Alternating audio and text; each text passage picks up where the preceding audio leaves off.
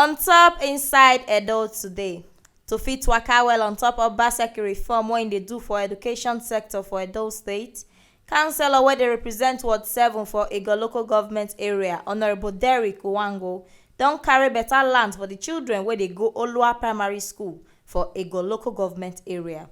As e be say school just dey open, na him don carry give 500 children wey follow school enter as school open free book, biro, pencil, macet and some other things wey go make school dey sweet for the children. He do this one to take make the children and even their parents know say once school starts, lectures dey start too, because some children no dey quick resume school as dem dey think say school no dey quick settle and learning no dey quick start. As Derrick dey present the materials dey give the children, he come tell dem say he want make dem know say for Obaseki time, lectures dey start as soon as school dey resume, and these things wey him carry come give them so go make them dey learn well well. You know that your parents look up to you to take care of them in the future. So you must work hard, read your books, come to school every day, and you come early. Once you do this, you pay attention to what your teachers are teaching you. He can still knack certificate of punctuality, give the first 10 children to come school, and he still give them scholarship for the whole session. As he talk say this one go help the children put eye for book well. Derrick Uwango come talk say na on Friday 6th of September, na him and some of his constituents stay waka around the local government area.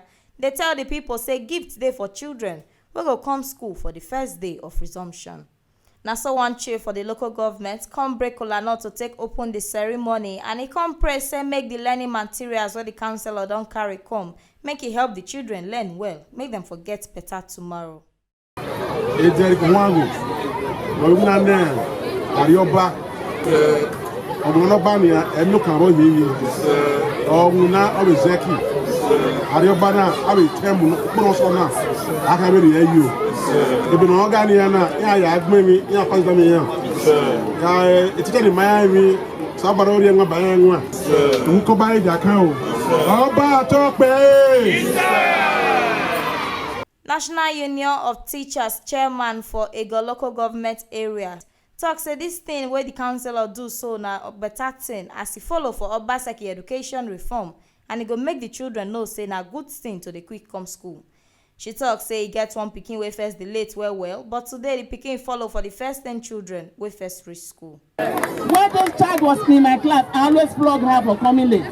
But today she's among the 10. So that is how it's going to be. So you wake up on time, children.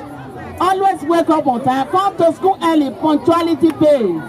Some other people for Ego local government area come still talk how this sharing of writing materials go take make the children dey quick reach school. Tini do so go make the children learn well. Go make the children come school very early. Tomorrow go make them say, maybe if we quick come, we go see better thing when pass this one. The way they do so. Now, good thing for these children. You will see some of these children will benefit from this scholarship. We will see doctor inside. We will see barrister lawyer inside. And so the headmistress of Olua Primary School comes to talk wetin dey her mind on top this better thing wey Derrick Uwango don do for these pupils them.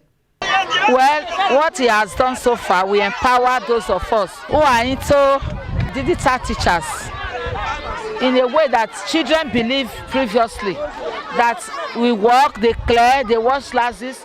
With 2 weeks, 3 weeks, they will not be able to come to school. Well, with the way he has aided them now, they will now know first day of resumption, children will be able to come to school. That learning will just commence immediately. They will start learning. Shaibu! Agent! Uwango! Derrick!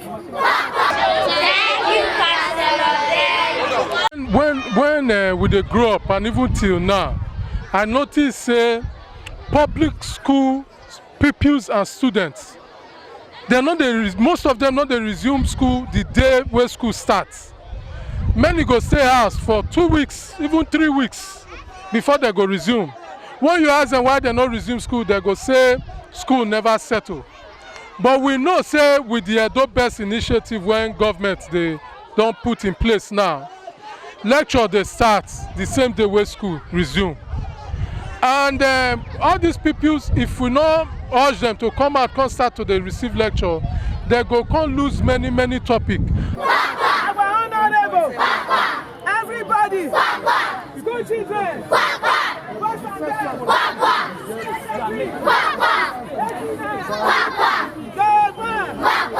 everybody. And here we see this ogbonge update reach on top wetin Shele for inside Edo today. On top say Councillor Derrick Nwango wey dey Ego local government area don carry writing materials go give the pupils of Olwa Primary School so that learning go waka well for them for this new session. Make una know say this ogbonge update wey dey waka come meet una so na Till Live Media na im dey carry am dey come give una.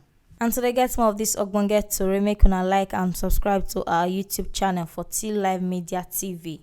Make una like and follow us for Facebook, Instagram and Twitter for Till Live Media. Una fit still log out to our website for www.tillivemedia.com.